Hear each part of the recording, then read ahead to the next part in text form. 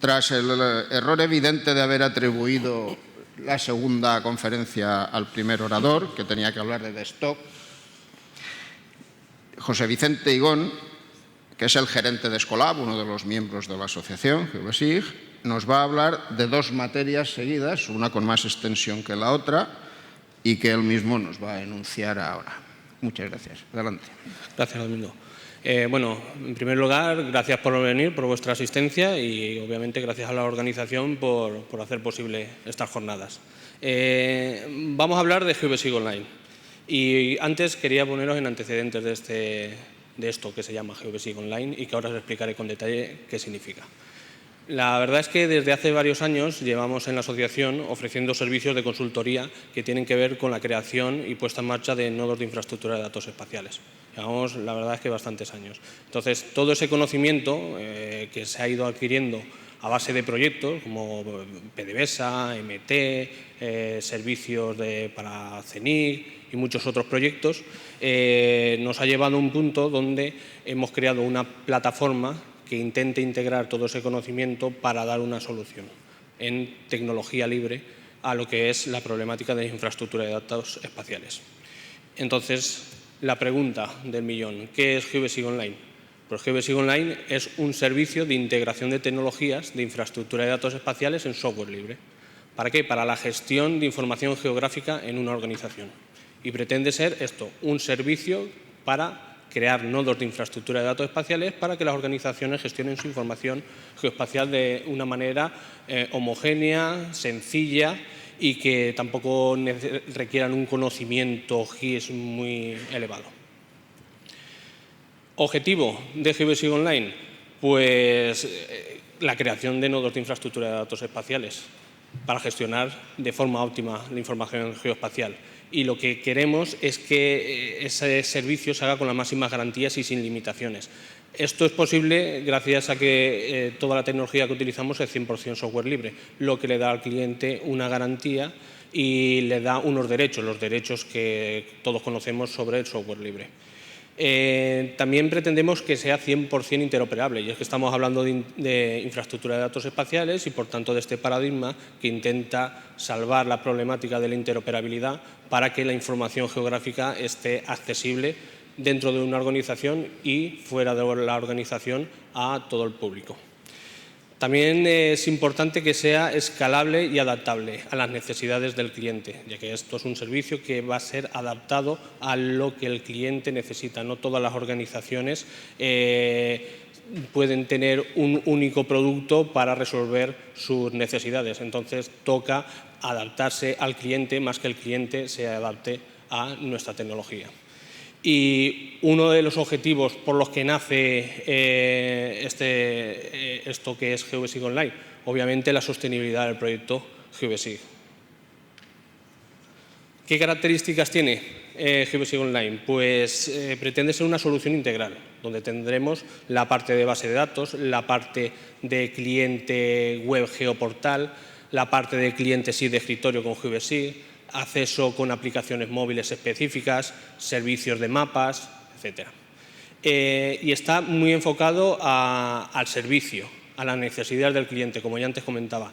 No una orientación al producto, un producto donde esto es lo que hay y si te vale bien y si no, pues búscate la vida, sino orientado al servicio. Estamos escuchando lo que dice el cliente y lo adaptamos a sus necesidades.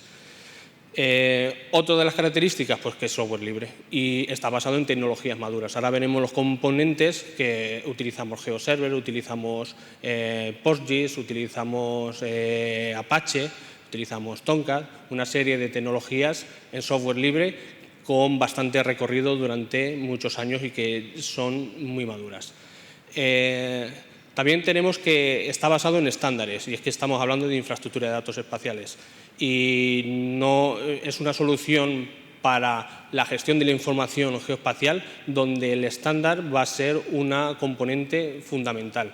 No vamos a evitar los protocolos que son específicos de una solución y vamos, en la medida de lo posible, a utilizar estándares. De forma que tendremos una aplicación móvil que se conectará con estándares, tendremos GeoBSIG que se conectará con estándares o tendremos la aplicación web que se conectará con estándares.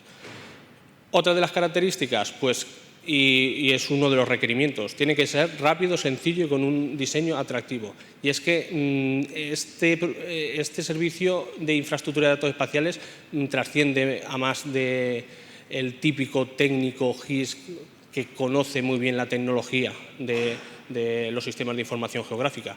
Esto tiene que ser una solución que ya veremos tanto para el ciudadano, porque estamos hablando de ponerle información espacial a la ciudadanía, y para técnicos que a lo mejor son de un ayuntamiento y no tienen por qué tener una base teórica de sistemas de información geográfico. Por tanto, tiene que ser muy sencillo. Está dirigido a ese tipo de personal. Tiene que ser rápido, si no va rápido es difícil que tenga éxito. Y como estábamos comentando, que está adaptado a los clientes, va a ser modular, es otro de los requerimientos que tenemos. Es decir, vamos a tener distintos módulos y tendremos una plataforma base donde, en función de los requerimientos del cliente, se van a añadir distintos módulos. También no va a tener ningún tipo de restricción, porque existen otras soluciones que podríamos decir que son parecidas, donde en función del número de usuarios, en función del número de descargas, en función del número de capas que tenga o en función de ciertos parámetros, las condiciones cambian. Aquí la limitación será el hardware que se tenga. Y ahora después veremos cómo se instala GVSIG Online para que veáis a qué me refiero en este aspecto. El último punto respecto a las características sería que está pensado para que ciertas organizaciones se adapten a legislaciones que te están indicando que la información espacial la tienes que poner de forma pública, como puede ser la infraestructura de datos espaciales de Europa, SPIRE, en la directiva SPIRE, o la ley LISIGE. Y bueno, la pregunta es, ¿y esto, bueno, cómo se instala? Pues existen dos formas de instalarlo. O lo instalamos en los servidores que nos dice el cliente, o nosotros les podemos ofrecer el servicio de hosting, donde nosotros nos encargaríamos de mantener el sistema, de poner los servidores, de mirar las estadísticas, de recuperar el sistema ante fallo, de hacer copias de seguridad, etcétera, etcétera. Estas dos formas de entender esta instalación se basa en que hay unos clientes que van a querer los sistemas en su infraestructura. ¿De acuerdo? Vamos, instalamos, formamos al personal técnico y ya tienen GVSIG Online en su organización. O existen otros clientes donde no tienen personal técnico especializado para mantener el sistema o directamente no quieren tener esa sobrecarga de trabajo o tienen un requerimiento de decir, no, dame una URL, yo estos servicios lo quiero en la nube, yo pago el servicio y me olvido de los problemas típicos informáticos. Pues tendríamos entonces la opción del software como servicio. La licencia, bueno, esto como decía es un servicio donde instalamos o desplegamos una infraestructura de datos espaciales.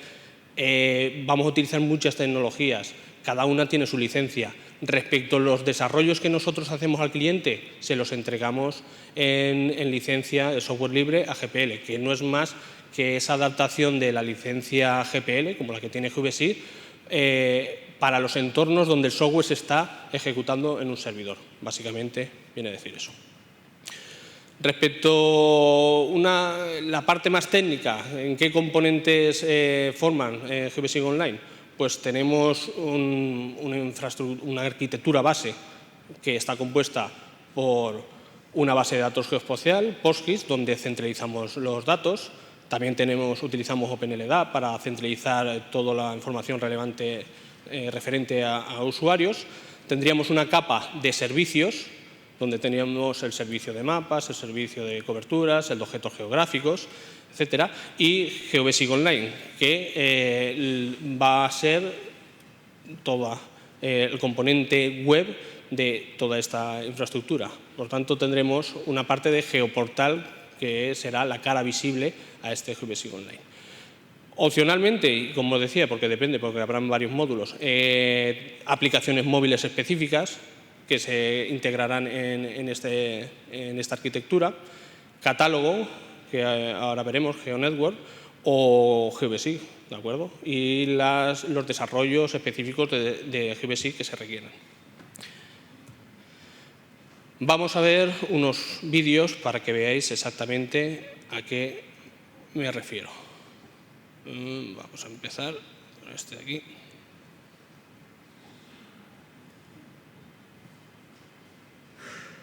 Vale. ¿Veis? Aquí estamos visualizando una página demo que tenemos en la asociación y, como se puede ver, pues nada, tenemos una página web de entrada a lo que sería ese GVSIG Online.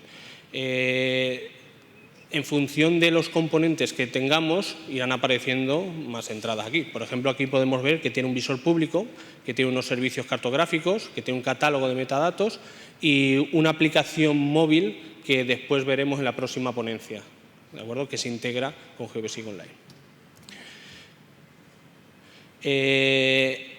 Por ejemplo, en los servicios, que ahora vamos a ver, estamos hablando de infraestructura de datos espaciales. Aquí lo que tendremos es un link, veis que aparece por aquí, con todos los servicios web interoperables que está ofreciendo la plataforma.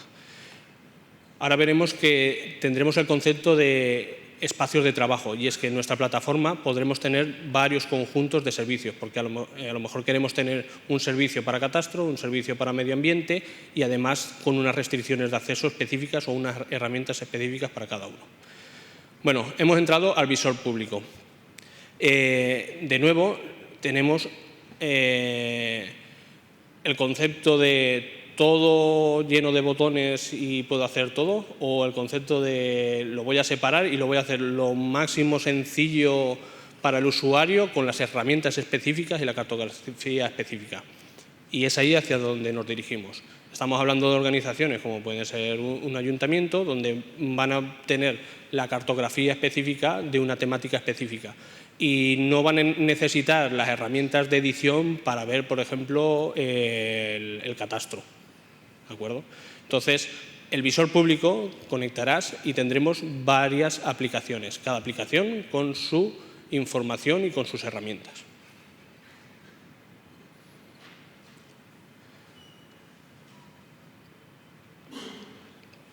A ver, miraremos.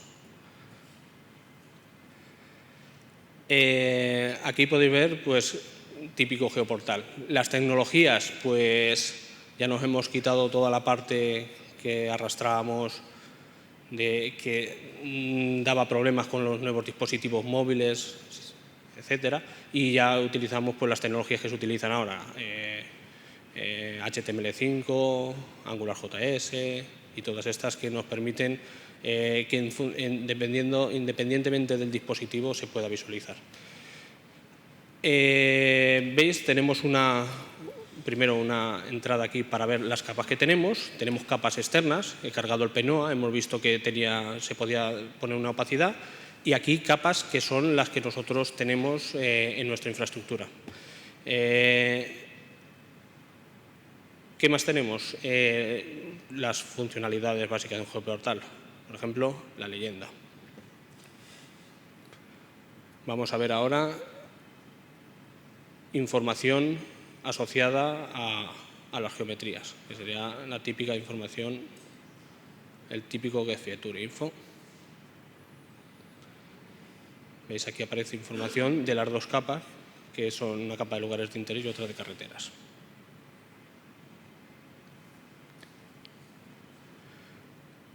Fijaros que hemos intentado que se maximice el mapa, que sea sencillo su uso, que quede limpio, con pocos botones, solo los botones necesarios.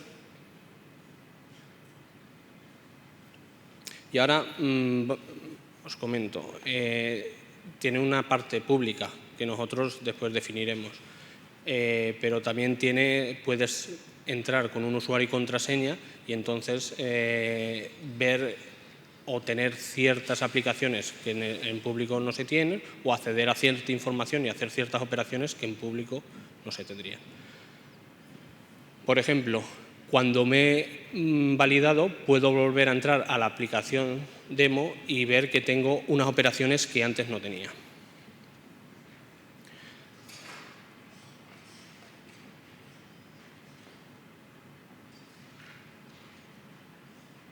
por ejemplo, la tabla de atributos. ¿Veis? Ahora aparece la tabla de atributos que antes no aparecía. Estas restricciones se pueden poner en función de lo que quiera el usuario. Tenemos un buscador rápido en la tabla de atributos, de forma que tiene autocompletado y busca en la tabla de atributos en todos los campos. Y nada, podemos seleccionar el registro y hacer zoom en el mapa.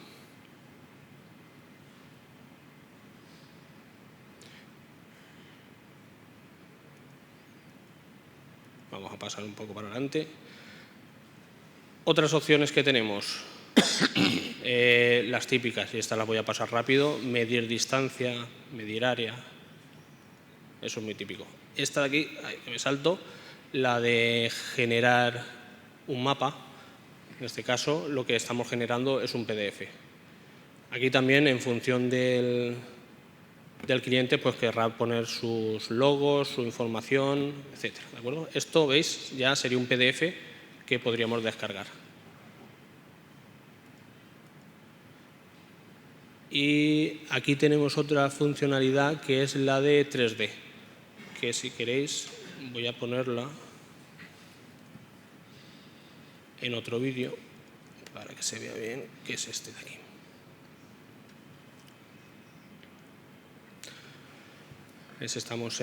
Aquí tenemos una vista con una imagen de ortofoto, seleccionamos 3D, se nos desactivan los controles que no tenemos para 3D.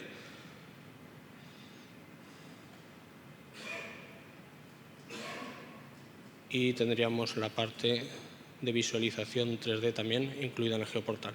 Aquí utilizamos la tecnología de Cesium y por defecto utilizamos los servidores que ellos tienen, pero también ofrecemos el servicio de poner el modelo digital de terreno base para el 3D, creando un servidor que utiliza la tecnología esta de 3D de Cesium. Aquí, nada, poco más. Tenemos aquí la herramienta para volver a poner en el norte. Y continúo con más funcionalidades. Esto es otro vídeo de otro GeoBasic Online, que en este caso hemos puesto en el Instituto Patrimonio Cultural de España. Y vamos a entrar, vamos a seleccionar la aplicación que tenemos de base y vamos a ver un par de funcionalidades. La primera sería la de poder visualizar una capa en función de un parámetro temporal. Bueno, no, primero vamos a buscar por dirección, perdón. Podemos buscar por coordenadas para situar un marcador en unas coordenadas concretas o podemos buscar una dirección. En este caso utilizamos Nominatim, y que tiene la base de OpenStreetMap, ¿de acuerdo? De nuevo, el servidor se pueden utilizar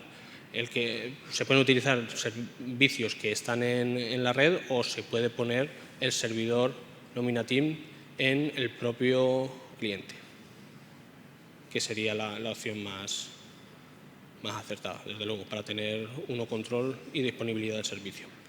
Lo otro que os comentaba era poder visualizar una capa en función del tiempo. Aquí veis en esta capa, como tiene parámetro temporal, me permite seleccionar la fecha en la que quiero visualizar la información. En este caso era de temperatura, veis, hemos seleccionado agosto y se quedan las temperaturas más altas. Y de esto, pues, poco más. Voy a continuar, vamos a ver cómo vamos de tiempo. Aún tenemos un poco de tiempo. Sí. 13 minutos. Muy bien. Para 13 minutos. Voy bien de tiempo. No, ¿para la siguiente te refieres? En total, 40 minutos entre las dos. Sí, pero ¿has acabado la primera? Aún no he acabado la primera. Pues la primera te quedan 13 minutos. Perfecto. Pues os muestro ahora un ejemplo completo donde con GeoBasic vamos a crear una capa en la base de datos geoespacial. Vamos a crear una simbología y vamos a utilizar GeoBasic Online para ponerla disponible al público. Entonces, con GeoBasic, creamos la vista. Bueno, esto lo voy a pasar un poco rápido. Cargamos un save file, le cambiamos simbología y aquí, Fijaros en este detalle que tras cambiar la simbología, que vamos a poner el color rojo con un grosor de 3 píxeles, voy a guardar la leyenda en un formato de leyendas estándar que es el SLD. ¿Vale?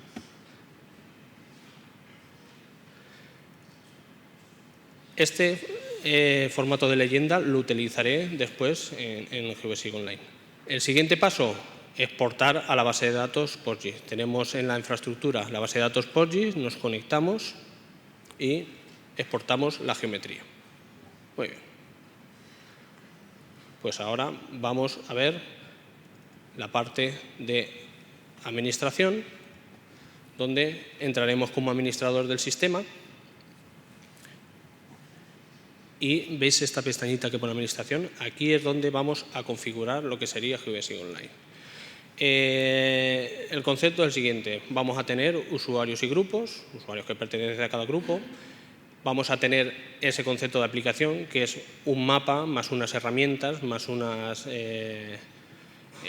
capas de información. Vamos a tener la parte de servicios IDE. Entonces, dentro de los servicios IDE, ¿qué vamos a tener? Vamos a tener espacios de trabajo que representan una serie de conjuntos de servicios de infraestructura de datos espaciales. Vamos a tener recursos que son base de datos, son imágenes raster. Vamos a, por otra parte, un apartado específico para modificar la simbología y después, en función de cada uno de los módulos que estamos instalando, nos aparecerá la configuración específica de cada uno. Si seguimos, por ejemplo, vamos a crear un grupo y vamos a crear un usuario. Esto de usuarios registrados es los usuarios que después veremos para una aplicación móvil se registran y para tener acceso a poder utilizar la aplicación. Eso es otro concepto de usuario. Aquí creamos un grupo, voy a pasar un poco para adelante, y creamos un usuario. Veis, ponemos el correo electrónico, ponemos el nombre, contraseña y lo asignamos al grupo que previamente hemos creado, que en este caso sería el de jornadas. Voy a seguir un poco para adelante. Vale.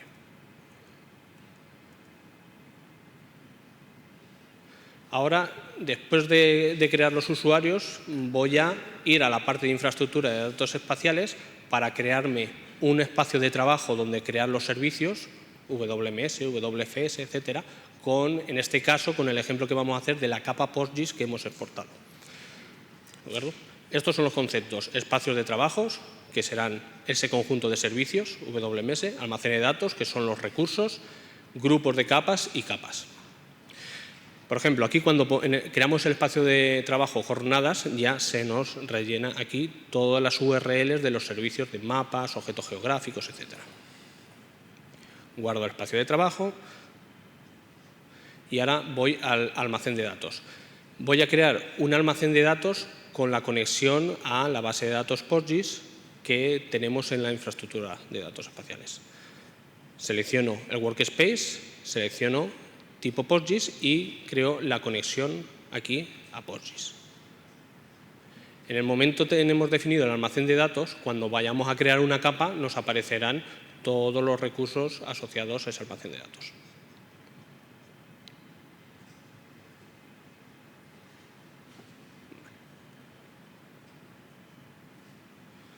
Ponemos un nombre, una descripción. Esto es una primera implementación. Tenemos intención de mejorar el interfaz gráfico para que sea mucho más sencillo. Grupos de capas. Pues vamos a crear también un grupo de capas donde se irán colocando todas las capas que después se verán en la tabla de contenidos que aparecía en el geoportal. Guardo el grupo de capas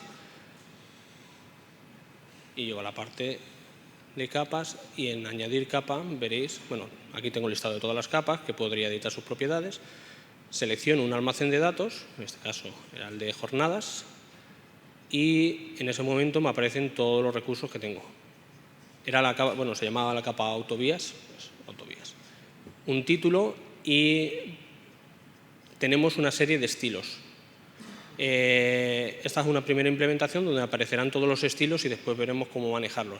La idea también es que por defecto se creará un estilo y después uno le podrá decir editar estilo y podrá crear una leyenda de valores únicos o de expresiones o gráficas, etc. Le voy a decir que es consultable y que inicialmente no está visible, y aquí le vamos a poner el tema de permisos. Y en el tema de permisos lo hemos simplificado a o tiene permisos de lectura o tiene permisos de escritura, y le vamos a dar permisos de lectura y escritura para el grupo jornadas. Entonces, aquí estamos llevando el tema de nivel de seguridad en los datos, se manejaría en esa parte. En función de los permisos que tenga una capa y el grupo al que pertenezco, yo podré hacer unas operaciones o podré hacer otras. Muy bien, ¿ahora qué vamos a hacer? Pues vamos a crear una aplicación específica, en este caso para ese espacio de trabajo que hemos creado.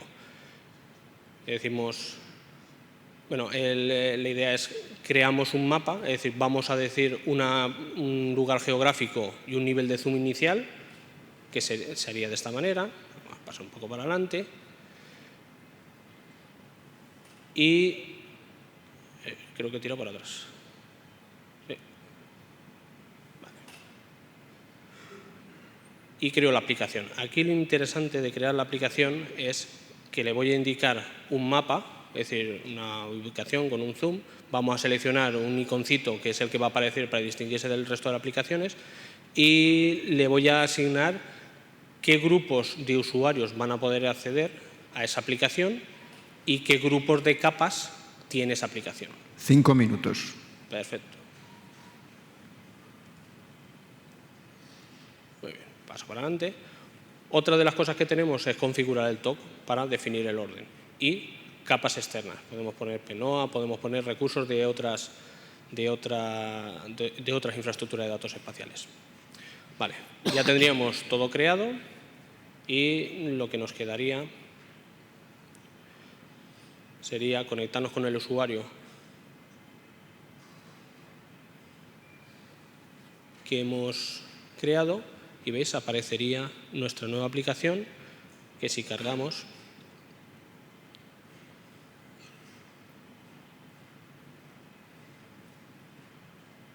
aparecerá el grupo que hemos creado, las capas externas y la capa que hemos creado.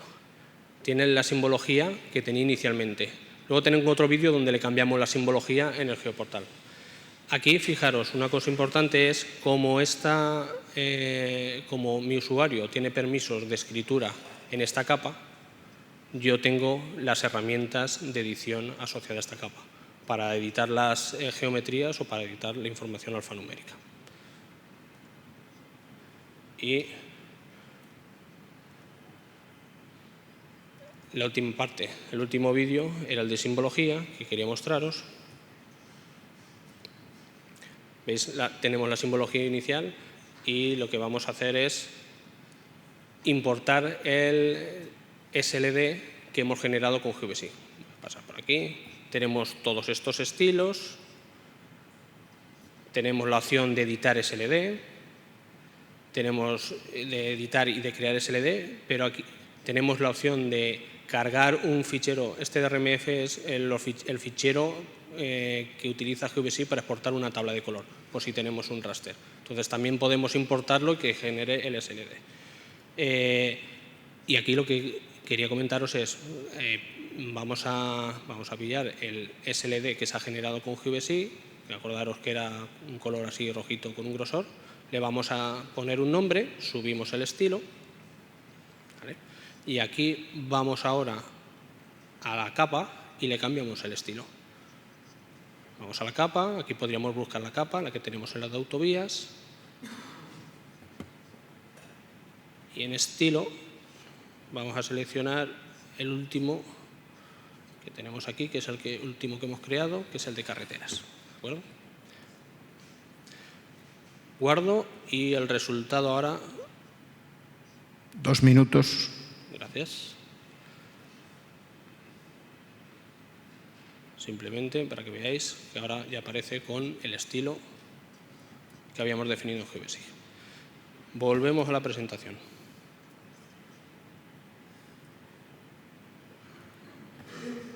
se averigua. A ver.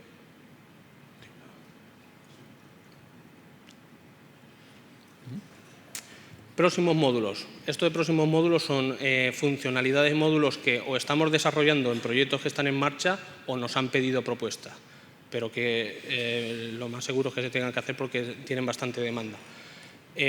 Uno sería la edición de las capas con aplicación móvil, otra la edición de simbología avanzada, que no he podido mostrar y tampoco tengo tiempo para mostraros cómo está avanzado el trabajo, la integración con el catálogo GeoNetwork y integración con Alfresco, para tener la componente de gestor documental asociada también a la componente espacial.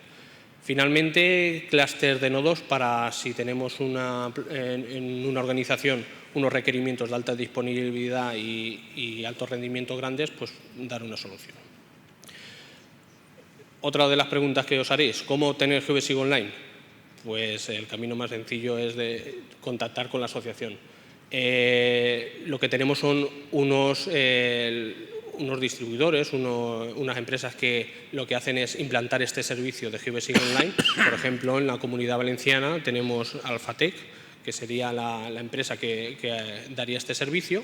En México está la empresa GeoAlternativa, en Perú está Ideas G, y otros que vendrán, por ejemplo, quizá estábamos hablando con nuestro amigo Giuliano Ramat y es posible que en Italia se haga a través de nuestro compañero.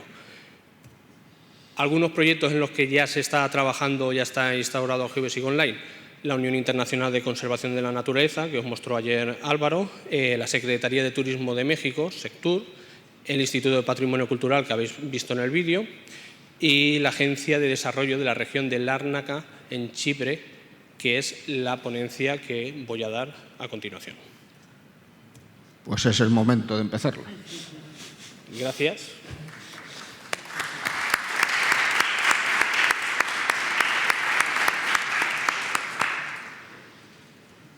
No os vayáis, que ahí viene la segunda.